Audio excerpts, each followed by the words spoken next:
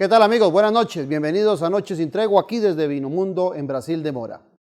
Pensemos en voz alta. Hace algunos días, en mi columna en el diario La República, escribía yo que la economía y la política son disciplinas mellizas, no gemelas.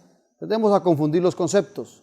Los mellizos vienen de diferente óvulo, pero nacen el mismo día, vienen del mismo vientre. Pues así es la política y así es la economía. Hoy, en esta discusión que se desarrolla con tanta profundidad en relación a la reforma fiscal y en relación a la necesidad de un presupuesto, estamos viendo una gran discusión política que es fundamental para la toma de decisiones.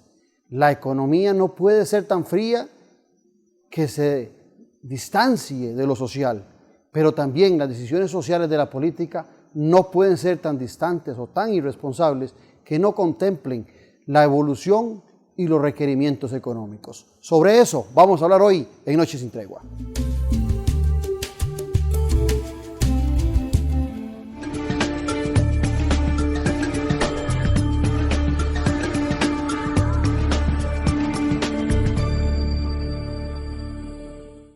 Para el tema que les planteé Pensando en Voz Alta, invité a dos connotados economistas reconocidos así a nivel nacional.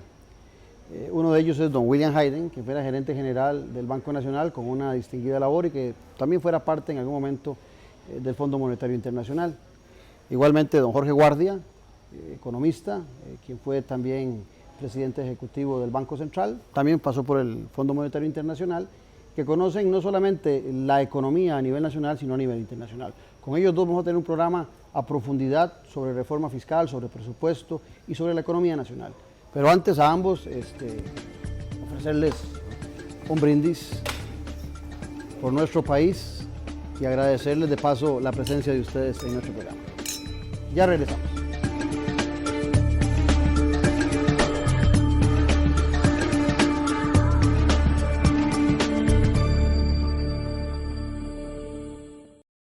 Obtenga las 24 horas del día asesoría para su pequeña y mediana empresa. Ingrese a la plataforma virtual www.costarricapymes.tv y obtenga asesoría de forma fácil y gratuita en temas como emprendedurismo, financiamiento y gestión empresarial. Recuerde, www.costarricapymes.tv. INA, una institución al servicio de las pymes. El agua es indispensable para todos los seres vivos. Costa Rica enfrenta el impacto del fenómeno ENOS, fuertes sequías y exceso de lluvias. El gobierno y sus instituciones trabajan para adaptarnos a estas condiciones extremas. Apóyenos, haga uso adecuado, solidario y sostenido del agua. Cuidemos sus fuentes y zonas de recarga, por su bienestar y el de las futuras generaciones. El agua es de todos y para todos.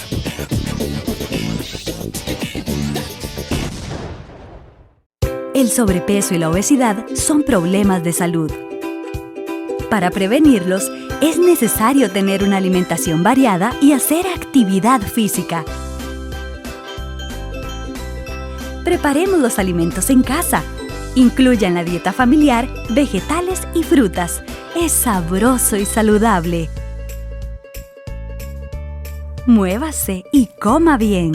Caja Costarricense de Seguro Social. Existe un hogar donde la comodidad vive en cada rincón y la conveniencia se reduce al simple hecho de estar. Presentamos Residencias Málaga, casas y apartamentos ubicados en las mejores zonas de Costa Rica, con excelentes y modernos acabados, precios accesibles con seguridad a las 24 horas. Existe un hogar y eso es lo que somos.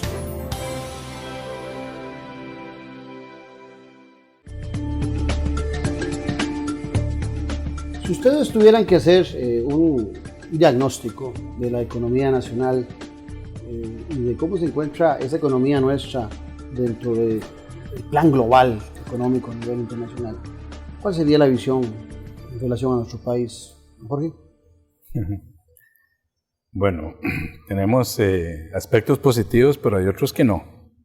Hay aspectos que son muy complicados. A mí me parece que uno de los más complejos es el problema fiscal. El problema fiscal no está siendo bien comprendido ni bien manejado por las autoridades gubernamentales. desafortunadamente tenemos que decirlo así con toda franqueza, ¿verdad? Y tiene dimensiones, me parece a mí, muy complicadas. Tenemos un déficit fiscal de 6.7% del PIB, por lo menos planteado en términos del presupuesto nacional. Tenemos un incremento en el presupuesto de un 19%, ¿verdad?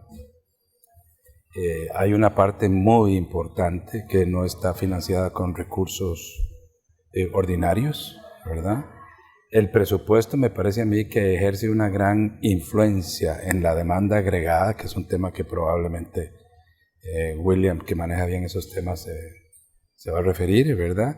Y bueno, lo que nosotros estamos viendo es que Costa Rica tiene un desequilibrio macroeconómico complicado y que se puede complicar más cuando las autoridades gubernamentales en los Estados Unidos, esencialmente la Fed, que es el Banco de Reserva Federal, que es el Banco Central de los Estados Unidos, incremente las tasas de interés el año entrante, suban en el resto del mundo y eso haga más atractivo para los inversionistas extranjeros invertir en los Estados Unidos que en los países en desarrollo y en consecuencia ese déficit fiscal, y esta es la parte más importante, ese déficit fiscal que está gravitando en el déficit de la balanza de pagos, ¿verdad? Claudio, eso nos puede complicar las entradas de capital, puede complicar la estabilidad que estamos teniendo en estos momentos.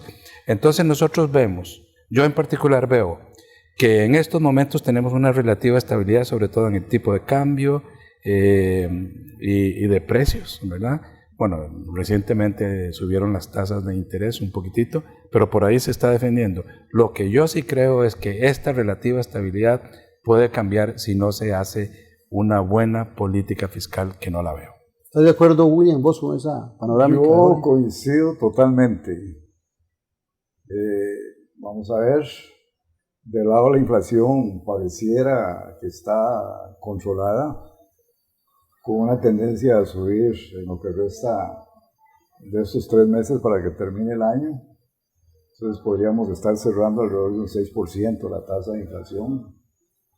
El tipo de cambio ha estado bien manejado, es una flor en el ojal hasta el momento que se le puede atribuir al gobierno. Está ahí oscilando entre 533 y 545, pareciera que lo tienen un poco controlado, ahí va bien. Hay un lunar también, que es el crecimiento de la economía. O sea, el Producto Interno Bruto apenas va a crecer alrededor del 3.2, 3.5%, que es bajísimo para los estándares promedios que ha manejado el país de un 4.5%. Y definitivamente lo que está mal es la situación fiscal.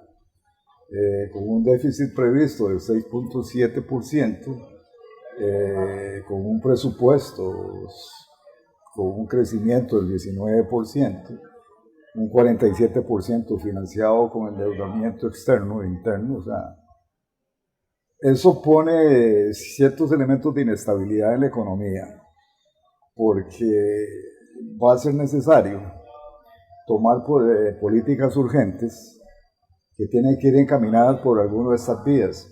Tiene que haber una reducción sustancial del gasto público.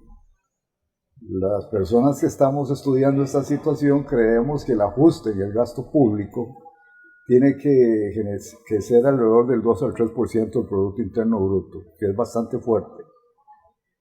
Tiene que haber una mejora o tiene que haber una nueva reforma tributaria, que hace años que no hay en el país una reforma tributaria que propicie por lo menos un incremento del 16 al 18% de la carga tributaria del país, que es la relación entre impuestos y el Producto Interno Bruto.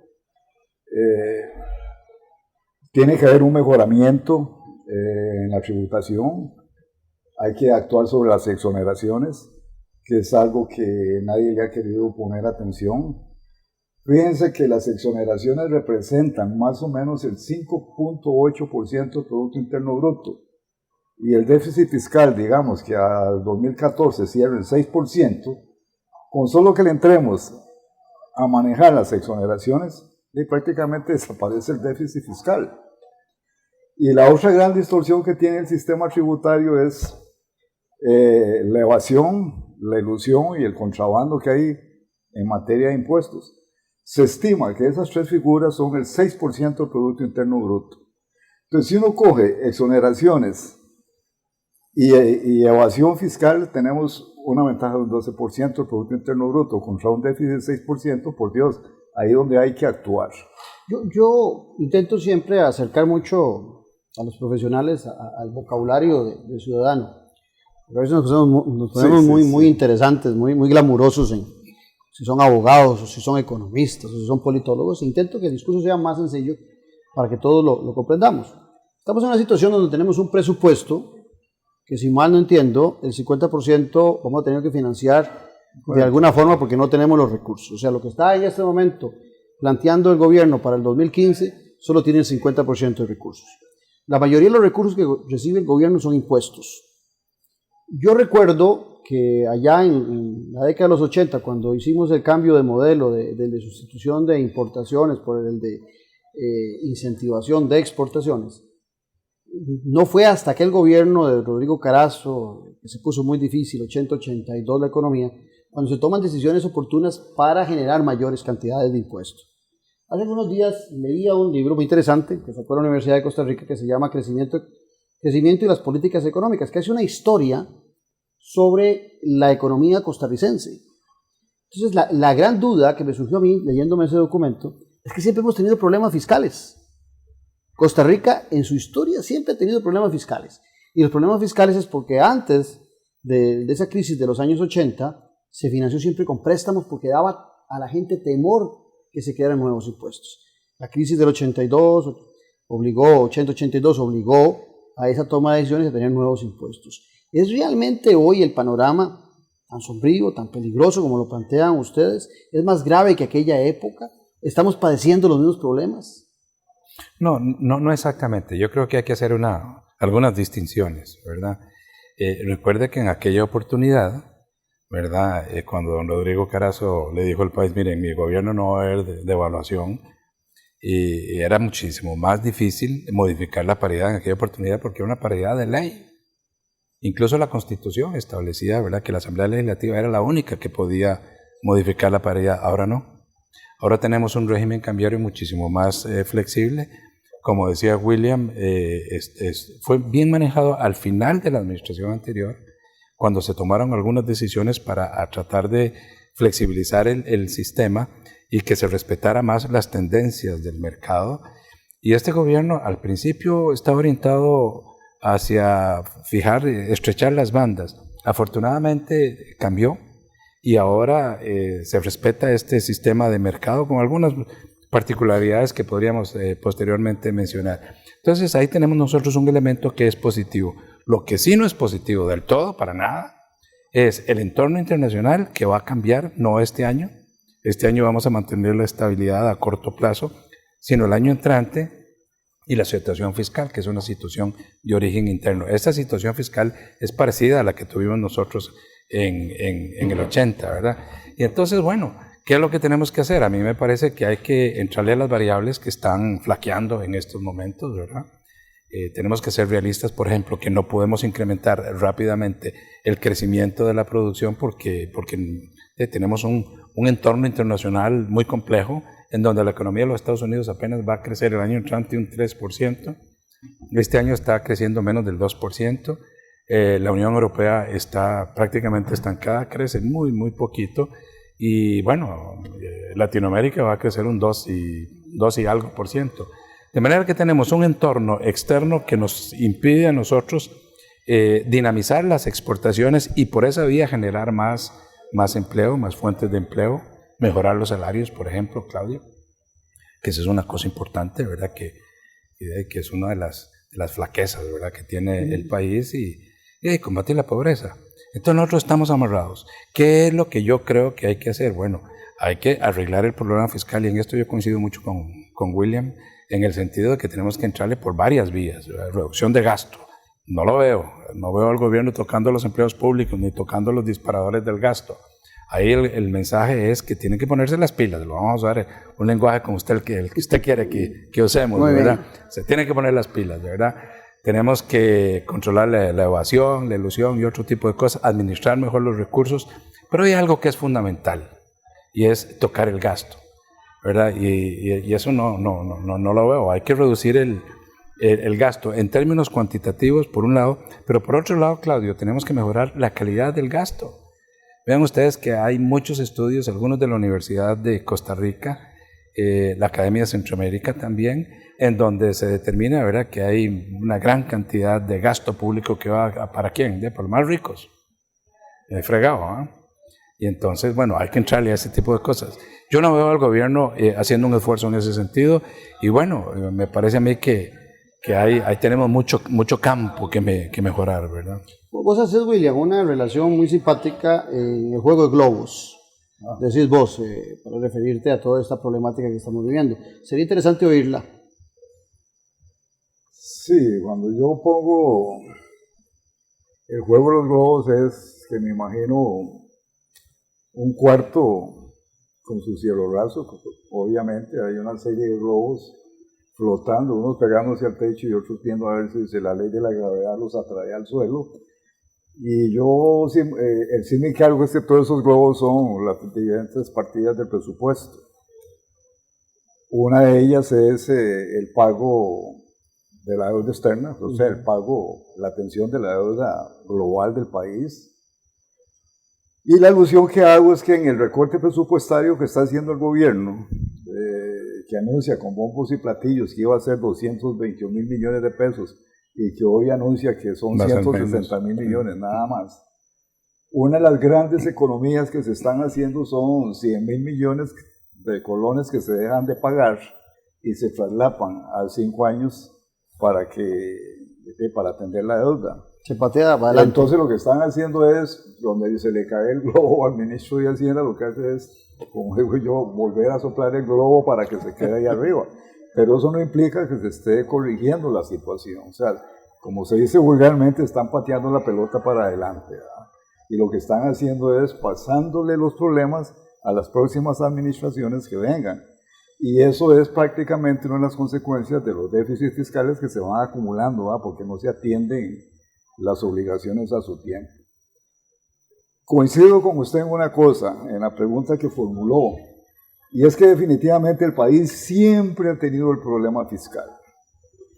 Toda la vida. Y repasando, por ejemplo, cuando viene la Constituyente en 1949, una de las primeras acciones que emprende es, en vista del despilfarro del gasto público que hubo en el 40-48, en los gobiernos de Calderón y Picado, lo que hace la Constituyente es poner frenos constitucionales para buscar un equilibrio en el presupuesto. Y pone el artículo 176, que es el equilibrio presupuestario. En ningún momento los gastos pueden exceder al monto de los ingresos previsibles. Ahí está escrito. Pero nunca se ha cumplido eso. Nunca se ha cumplido. Déjeme meter la cuchara. Claro.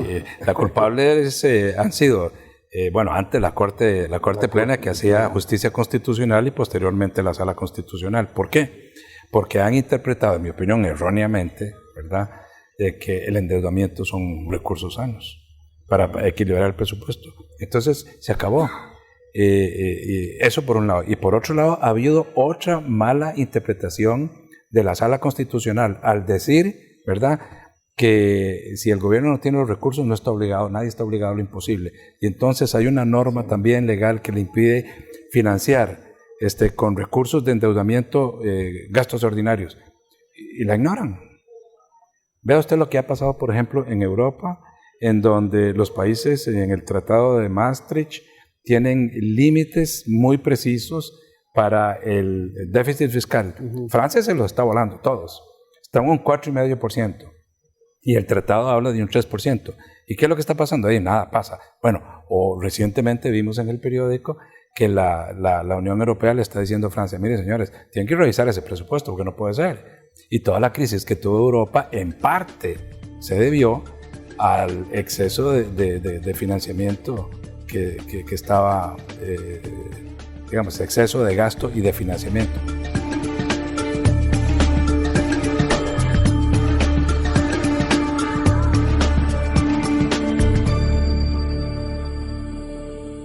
Yo amo amo ver a mi planeta más verde, ayudarlo, cuidarlo y que las futuras generaciones también lo hagan. Yo amo mi tarjeta BCR porque al pagar con ella obtengo descuentos en productos y servicios amigables con el ambiente. Pague con su tarjeta de crédito o débito del BCR y disfrute ya de estos grandes descuentos.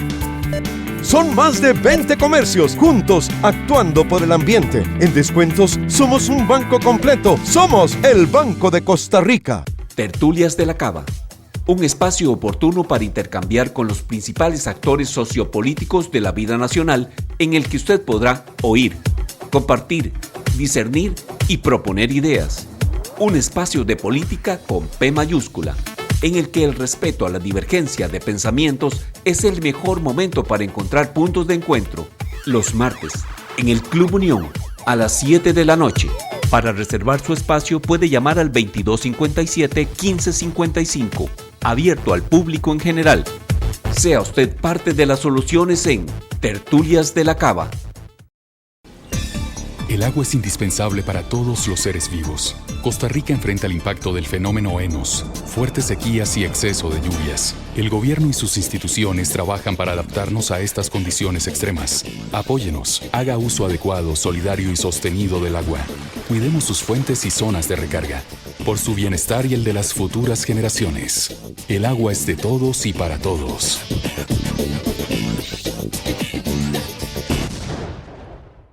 El Instituto de Desarrollo Rural INDER informa que con la Ley 9036 incorpora a los productores, mujeres, adultos mayores, jóvenes, indígenas y personas con discapacidad para lograr desarrollo integral en los territorios.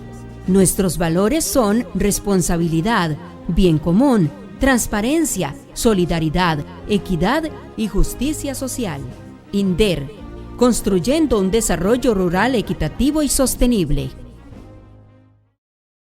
El sobrepeso y la obesidad son problemas de salud. Para prevenirlos, es necesario tener una alimentación variada y hacer actividad física. Preparemos los alimentos en casa. Incluya en la dieta familiar vegetales y frutas. Es sabroso y saludable. Muévase y coma bien. Caja Costarricense de Seguro Social. En sus 62 años, la República continúa evolucionando para brindarle el mejor servicio. Ahora los invitamos a explorar nuestro dinámico sitio web. Como suscriptor tendrá acceso ilimitado desde cualquier dispositivo. Como visitante podrá acceder a 5 artículos gratis al mes. Adquiéralo ya y obtenga el primer mes por solo 99 centavos de dólar. Suscríbase hoy y viva la nueva experiencia periodística.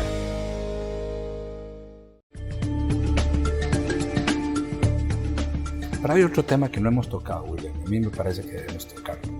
Y es este. ¿Qué es la economía? La economía es una cosa compleja y que mucha gente no entiende, ¿verdad? Pero en el fondo hay un mensaje muy importante para dos tipos de gente. Uno son los empresarios. Los empresarios son los que invierten.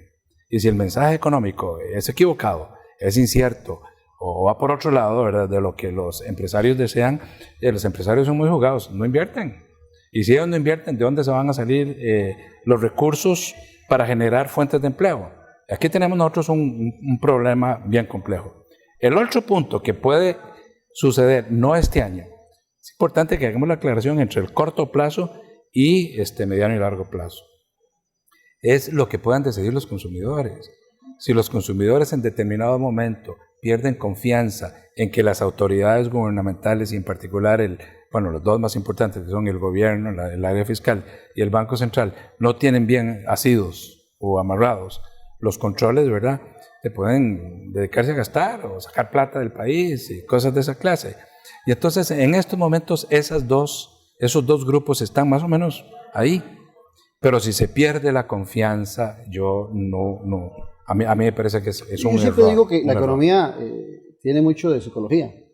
Pues sí. ¿Verdad? Cualquier cosa que decida la economía provoca una psicosis o puede provocar decisiones más sustentadas en ese imaginario de lo que puede suceder, que al final termina sucediendo por esa misma acción que promueve la gente. Sin embargo, cuando uno revisa los datos, insisto, leyendo este libro, los datos de la economía costarricense, se da cuenta que cuando nosotros hacemos el cambio de ese modelo de sustitución de importaciones al modelo de promoción de exportaciones, los resultados en aquella época de los 80 son exitosos para Costa Rica. Y empieza Costa Rica a tener un crecimiento de su Producto Interno Bruto, empieza un crecimiento más sustancial, pero a la vez encuentra niveles de falta de equidad, de mala distribución de la riqueza. O sea, hemos estado siendo un país relativamente exitoso en la economía, creciendo, produciendo, pero en la distribución no. Cuando don Jorge dice, y hablan ustedes de la norma constitucional y de las leyes que hay al respecto, para controlar el presupuesto, mi pregunta viene, bueno, ¿qué pasaría si un gobierno dice, no, solo tenemos, se dice que este presupuesto, solo el 50% está totalmente financiado con recursos que tiene el Estado? Si una decisión política fuera, no, vamos a sobrevivir solo con ese 50%, y el otro 50%, como no lo tenemos, como hay que pedirlo prestado, no lo vamos a hacer, esto está ya en una crisis social en general. No, o sea, siempre ese 50%. No necesariamente. Coméntenos por qué no. Bueno, vamos a ver. Digamos que no lo puede hacer, porque uno de los grandes disparadores del déficit del sector público es precisamente la configuración de los gastos presupuestarios. Fíjese usted que en este momento el 95% de los gastos de presupuestos están totalmente asignados ya. Y la flexibilidad que tiene el gobierno para decir si lo hago o no lo hago. Interrumpo, y asignados, eso es que ya están acreditados para presupuestos, para alquileres, para salarios, solo hay un 5% para inversión. Si la memoria no me falla, el 34% de los gastos de presupuesto son para atender requisitos constitucionales. Ejemplo, el 8% para la educación. El 23% es para atender los gastos que han ido creando las asambleas legislativas sin asignar las correspondientes fuentes de ingreso. Y un 38% es para remuneraciones y para el pago de la deuda del país. Entonces, le queda nada más que un 5% de margen de maniobra. Entonces, es prácticamente imposible que un gobierno diga, definitivamente, voy a ir con un presupuesto balanceado donde simplemente voy a gastar lo que voy a recaudar, porque hay una serie de obligaciones que ya están asignadas que va a tener que hacerle frente. Y la única forma de hacerle frente, si no es vía más impuestos, es vía el endeudamiento, que es lo que venimos haciendo durante mucho tiempo. Y yo quería recordar las cifras. Vea, eso que usted dice, siempre han habido déficits fiscales en este país. El peor de todos los gobiernos, revisando la historia, fue el de Luis Alberto Monge. Luis Alberto Monge tuvo un déficit de 6.73%. Ojo, estamos hablando de 1982, 86. Superando a Rodrigo Carazo también, entonces. Tuvo un déficit de 6.73 y ahora estamos para el año 2015, 6.7. O sea, vea usted la brecha de años y estamos manejando un déficit parecido. Pero todos los demás gobiernos han sido más o menos exitosos, porque de 1982 a 2013, el déficit fiscal promedio de este país es del 3.43%. Quiere decir que el país ha vivido toda la vida con déficits fiscales manejables. El asunto es que ahora es inmanejable, y eso empieza con la administración Chinchilla, donde ya empieza a exceder el 5%, cierra el 2013 con 6.13%, el segundo más elevado en toda la historia, y ahora, a como vamos, no hay manera de echar para atrás. Pero uno oye... también fue Gastón. Te lo dejo así. Al final del gobierno, claro. Cerró con 3.91. Sí, es que te la planteo así, porque... No, un poquito más alto. Cuando las personas se cuestionan, dicen, es que los gobiernos de la Unidad y de Liberación hace 30 años están provocando este déficit fiscal. Lo que William me está diciendo a mí contradice ese discurso que con frecuencia uno oye. Sí. ¿Jorge? Mira, hay varias cosas, ¿verdad? Eso, a mí, vos tocaste el punto de la equidad, que es un tema bien complejo. Incide en una serie de variables, no solo las variables económicas, inciden las variables educativas, la disposición de la gente a esforzarse y trabajar más y otro tipo de cosas. Incide, por ejemplo, la eficacia de los programas sociales. Por eso yo decía que la política y la economía son mellizas, no se pueden separar. Las decisiones de un político... ¿ves? Y entonces, a mí me parece, ¿verdad?, que no es tan sencillo llegar y poder decir, bueno, con el presupuesto nacional nosotros vamos a mejorar la distribución del ingreso. No, porque hay muchas partidas que ya están asignadas y dentro de ellas hay muchas que van para los ricos, ¿verdad? Pensiones y toda una serie de cosas. Después tenés la estructura tributaria, que tiene una serie de defectos en la composición de los ingresos, ¿verdad? Por ejemplo, el impuesto sobre la renta. El impuesto sobre la renta tiene una serie de distorsiones, ¿verdad? En donde se graban ciertos ingresos a tasas privilegiadas, intereses, dividendos, cosas de esa naturaleza, lo que se llaman los ingresos del capital, que es distinto de las ganancias de capital. Y después están los ingresos en salarios y otro tipo de cosas. Y después hay fuentes que están exentas y la renta global no se aplica en Costa Rica, y hay muchas cosas de esa naturaleza. Entonces, ¿cuál es el problema? Yo lo que creo es que hay que entrarle a hacer una reforma sobre la renta muy de fondo, con el objeto de que contribuya de una manera mejor a poner a las personas que tienen más ingresos a que contribuyan más que las otras, ¿verdad? Ese por ejemplo... Pero es un discurso de todas las campañas, pues era un de todos discurso, los momentos. pero sigue no siendo pierde cierto. validez, pero las acciones... Lo que yo creo que lo que no es válido es, por ejemplo, decir, mire, los economistas siempre hablan de lo mismo y no están haciendo las recomendaciones que se requieren. No, sí las estamos haciendo. Si los políticos no las hacen, a mí me parece que ahí tenemos un problema complejo. El último punto que quiero mencionar, y a mí me parece que es básico, ¿verdad? Hay una actividad muy dinámica en estos momentos de la Comisión de Hacendarios que dirige el diputado Tom Solís, en donde le quieren poner un poco de tijeras al presupuesto.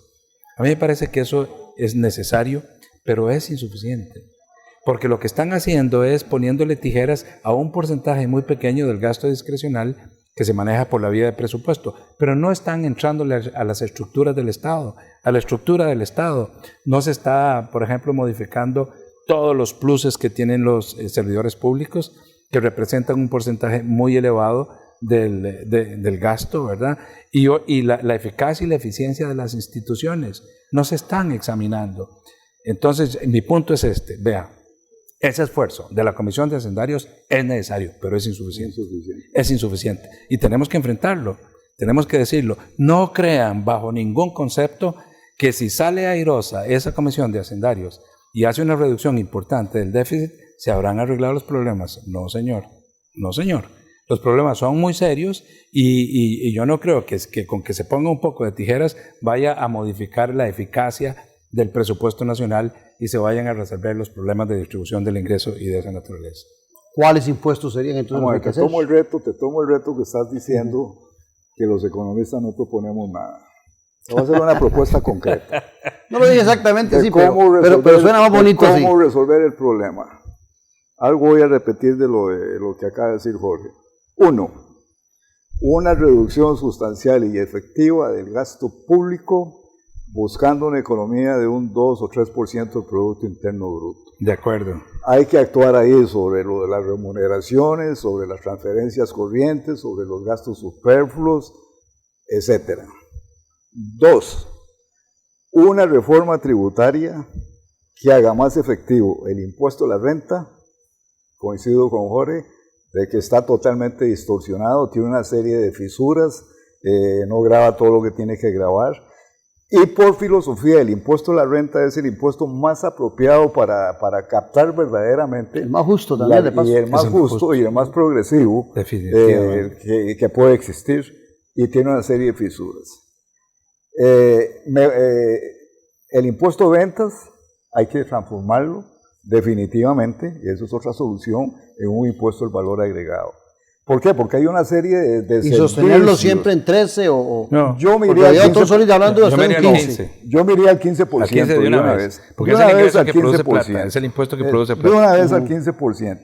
Porque lo que se está diciendo es mantengámonos en el 13%, porque como se va a ampliar la base tributaria, entonces se va a ver más recaudación. Pero de una vez el salto al 13%. Al 15. Digo, al 15%, sí. Perdón. Pero otra medida, actuar sobre las exoneraciones, por Dios, bajarlo del 5.6% del Producto Interno Bruto por lo menos a una cifra, la mitad, el 3%, digamos. Pero cuando se ha querido hacer eso, como en la administración pasada, se hablaba de exoneraciones, y hace una huelga por aquí, otra por allá, y volvemos al mismo escenario. Pero es que falta un liderazgo, como se habla, para que se hagan las cosas. Y hay otra cosa que se está olvidando en este país, Y es otra solución que yo he propuesto en un programa de una reforma integral. Cuando nosotros vemos que uno de los grandes gastos que tiene el gobierno son las transferencias corrientes a sus instituciones autónomas, empresas públicas, instituciones, etc.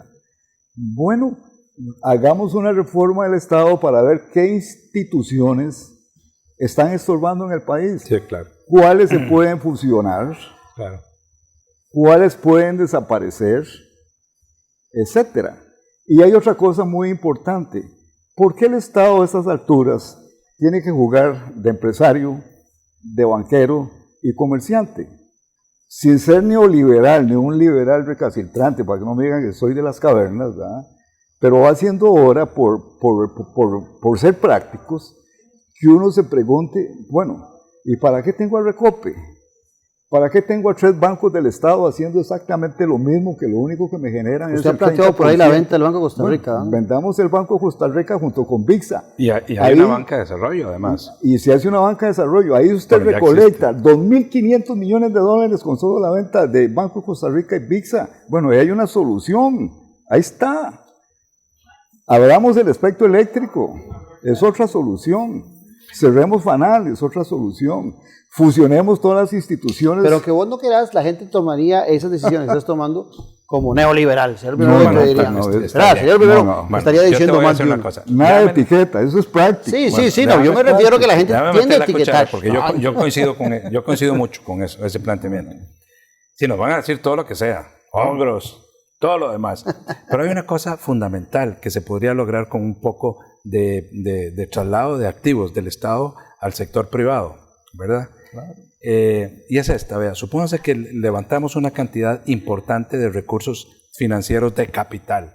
¿Qué es lo que pasaría con la deuda externa? Se viene para abajo. Y si se viene para abajo, ¿qué pasa con la partida de intereses en el presupuesto nacional? Baja. ¿Y qué podríamos hacer? Obras sociales. Ahí está. Generar más empleo para gente que pudieran, no en el sector público, pero a través de otros mecanismos y hacer obras sociales. Entonces vean ustedes, toda esa gente que le dice a usted, esos malos neoliberales que se los comen a los chiquitos y todo eso, esa gente no tiene la menor inteligencia para ver cómo resolver los problemas sociales, que son los que hay que resolver de una manera práctica y efectiva. Hay gente que se imagina que el maná cae del cielo. Y que va a caer del cielo y que cuando caiga del cielo vamos a solucionar todos los problemas. Yo en eso estoy de acuerdo.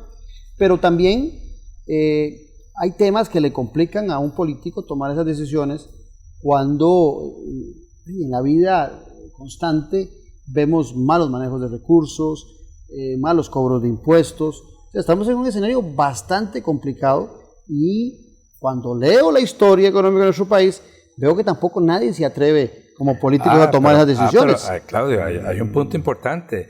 Vete en el espejo de Grecia, vete en el espejo de Italia, vete en el espejo de España y otros países suramericanos, Argentina, que no han querido tomar las decisiones. ¿Por qué? Precisamente por esos vicios que se involucra en la parte política. Y entonces, cuando ya se acaba el manejo político y el manejo económico, vienen las crisis. ¿Y quiénes son los que más sufren en las crisis? De la gente más pobre. Entonces a mí me parece que el mensaje que podríamos estar dando nosotros es el siguiente: miren, hagamos las cosas bien ahora que no tenemos una crisis, con el objeto de salvar la situación económica y social de los más necesitados en el país. En cambio, si no hacemos nada y esperamos que reviente una crisis, nos pasa la del 80-82. ¿Quiénes sufrieron más en ese periodo? Los más humildes, la clase media, y se empieza a golpear la clase media. Por mal manejo de la economía, ¿verdad? Y eso fue muy desafortunado. Y hay una crisis que está muy solapada, que puede venir en un momento determinado.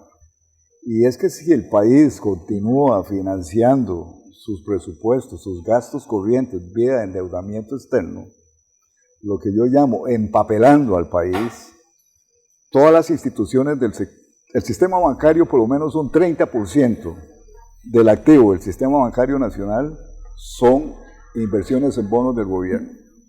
Y todo el sector financiero anda alrededor de un 30-35% bonos del gobierno. ¿Qué pasa si el gobierno sigue emitiendo deudas y va a llegar un momento determinado donde no va a alcanzar los intereses para pagar ni el principal, los fondos, ni para pagar ni el principal ni los intereses, y va a haber un default? tipo Argentina en 2 oportunidades. Ese riesgo de empapelamiento que llamo yo puede estar a la vuelta de la esquina. Y los gobiernos, en vez de seguir alegremente financiando presupuestos con endeudamiento, como ahora que un 47% del presupuesto es salir a colocar bonos, va a haber una crisis en este país. Imagínense ustedes que los bancos del Estado, el 35% de sus ingresos, que son inversiones en títulos valores del gobierno, y el gobierno se declare default y le meta unos títulos a 100 años plazo con el 5% de interés, los va a quebrar. Y así va a quebrar todo el sector financiero.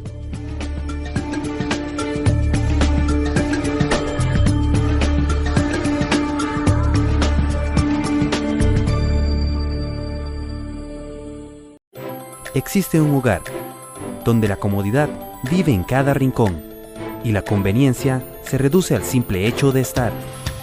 Presentamos Residencias Málaga, casas y apartamentos ubicados en las mejores zonas de Costa Rica, con excelentes y modernos acabados, precios accesibles con seguridad a las 24 horas.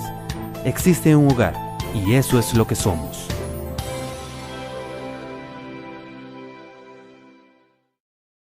Tertulias de la Cava, un espacio oportuno para intercambiar con los principales actores sociopolíticos de la vida nacional, en el que usted podrá oír, compartir, discernir y proponer ideas. Un espacio de política con P mayúscula, en el que el respeto a la divergencia de pensamientos es el mejor momento para encontrar puntos de encuentro. Los martes, en el Club Unión, a las 7 de la noche. Para reservar su espacio puede llamar al 2257-1555, abierto al público en general. Sea usted parte de las soluciones en Tertulias de la Cava.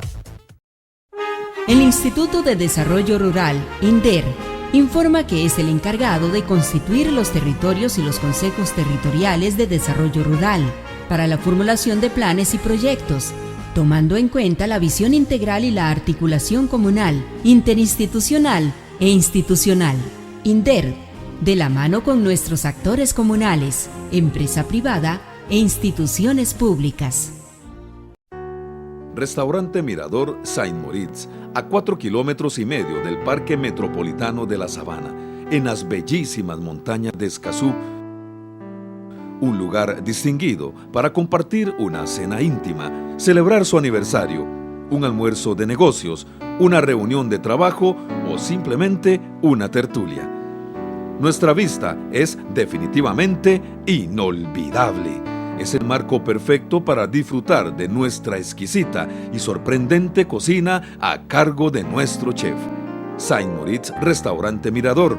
Nos ubicamos 1,200 metros al sur y 650 metros oeste de la Iglesia Católica de Escazú. Estamos en el Hotel Villas La Palma, calle Los Naranjos. Teléfono 2228-0345. Restaurante Saint Moritz. Un lugar a su altura. Vinomundo es un lugar creado para fomentar y cultivar la cultura del vino. Nuestra gastronomía se define como fusión mediterránea. Esta gastronomía va acompañada con la experiencia del chef Rodrigo Salazar.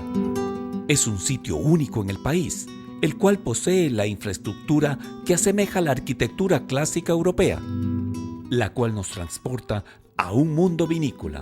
Cuenta con varios ambientes para disfrutar, en los cuales cada momento será único. Además del restaurante, Vinomundo cuenta con 2 cavas, Los Secretos y Las Historias, además de un salón de eventos. Vinomundo, donde el vino se toma con el alma. Para más información puede llamar al teléfono 2249-4715.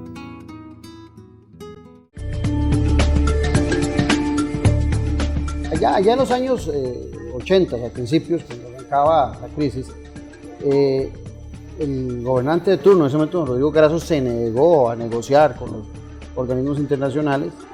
Entramos en una especie de default, ¿verdad? Sí. Después vino el gobierno de don Luis Alberto Monge y se vio obligado, ante la falta de impuestos, a pedir demasiados préstamos y terminamos teniendo ese déficit fiscal tan alto que usted decía que es el más alto de la historia.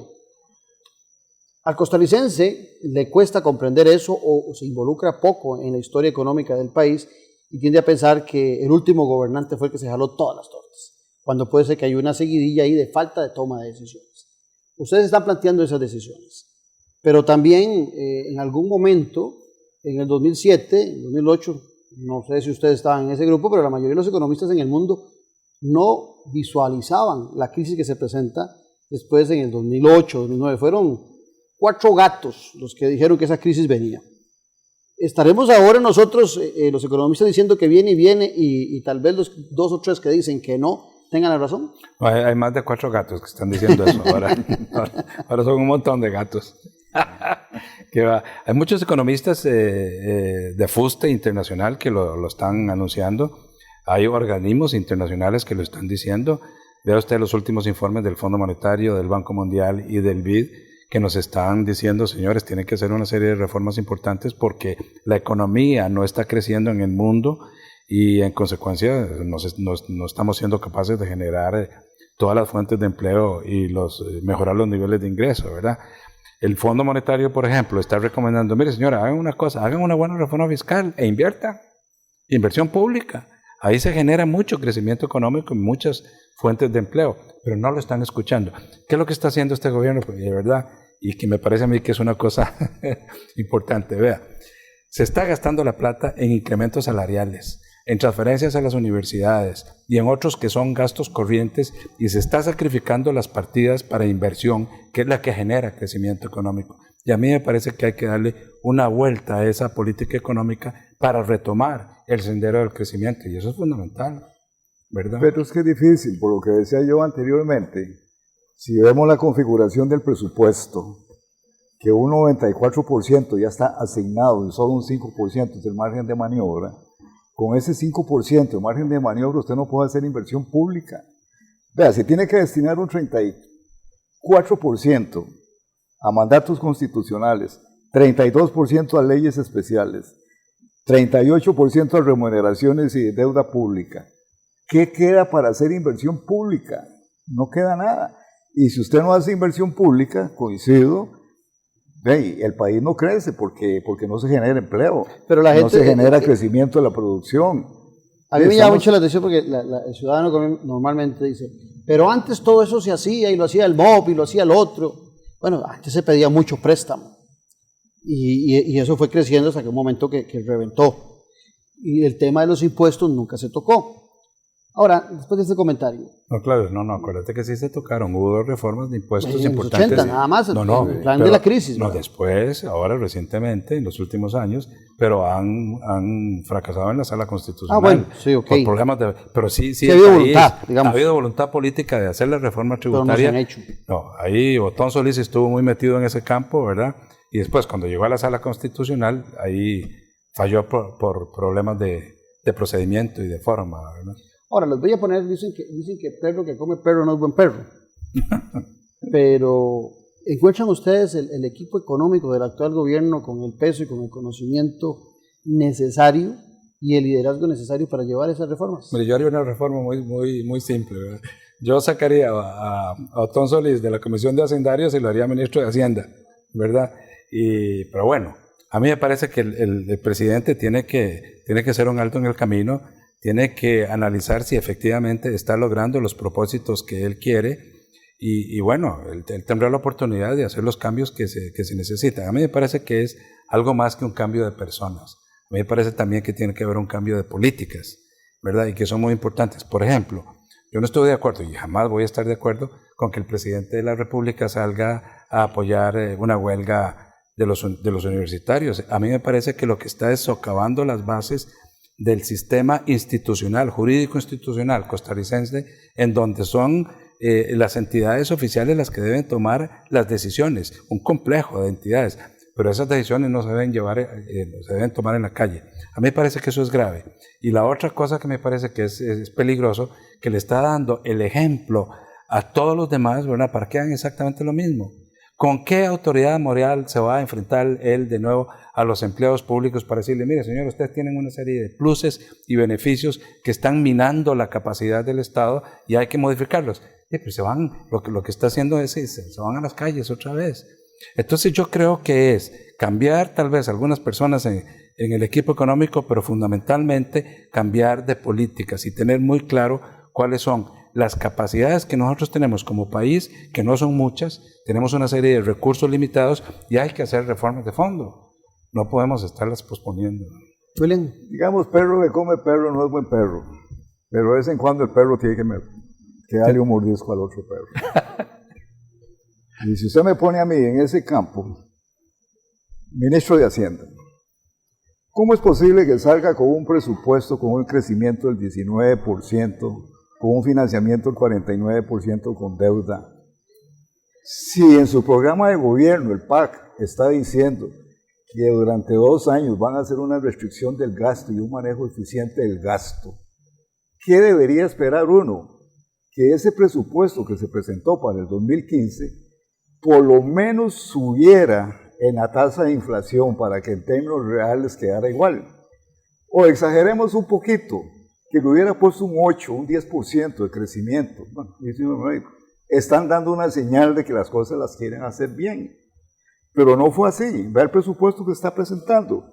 Entonces, con ese presupuesto, te está dando una señal que lo que se dijo en campaña y que lo que está escrito en el programa de gobierno, en la ruta de la alegría y el progreso y todas esas cosas bonitas que le pusieron, no se están cumpliendo, ni se van a cumplir.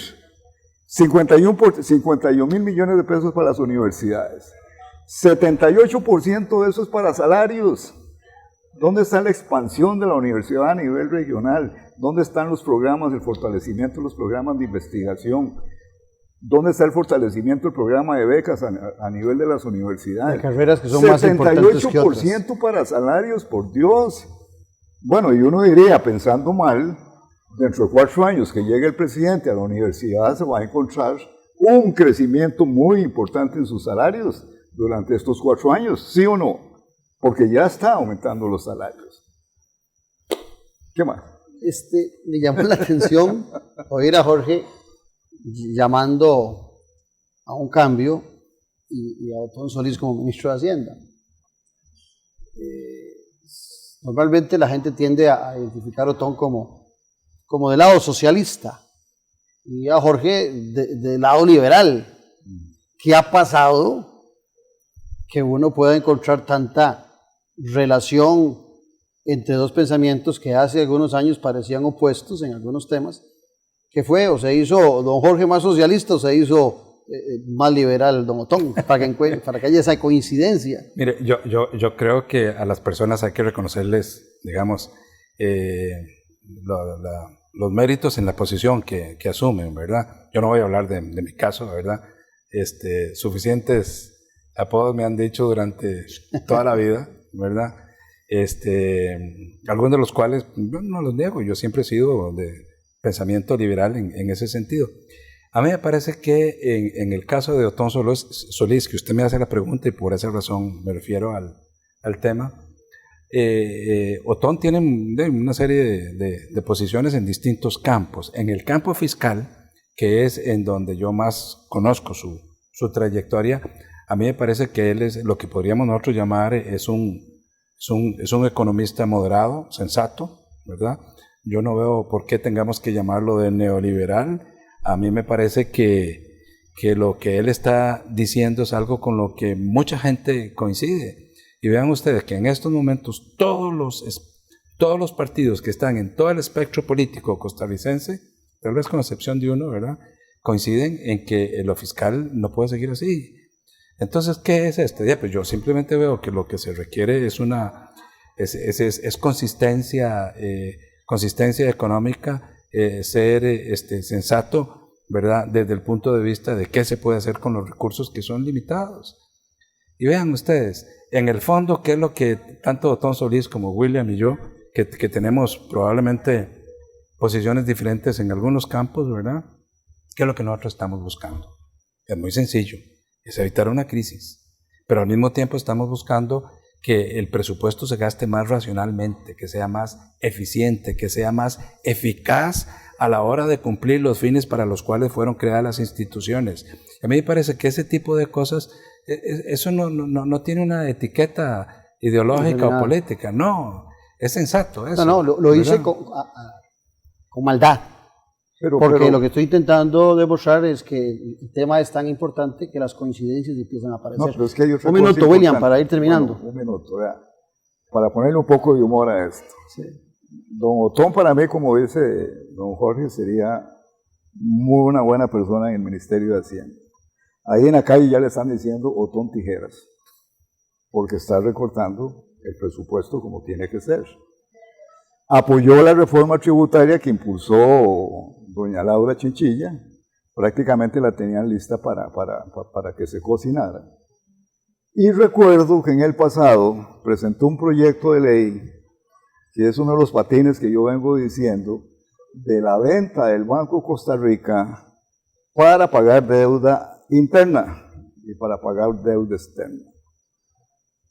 Yo, cuando Otón Solís escuche este programa, le voy a decir que vuelva a considerar esa posibilidad de la venta de activos, porque con la venta de ese banco y con VIXA se estarían recogiendo 2.500 millones de dólares que no se los salta un venado para ¿Y hay compradores para eso? Claro que hay compradores. Mira, la misma banca aquí, la vivienda y Scotia, todo eso lo comprarían inmediatamente, por no decir unos en el extranjero.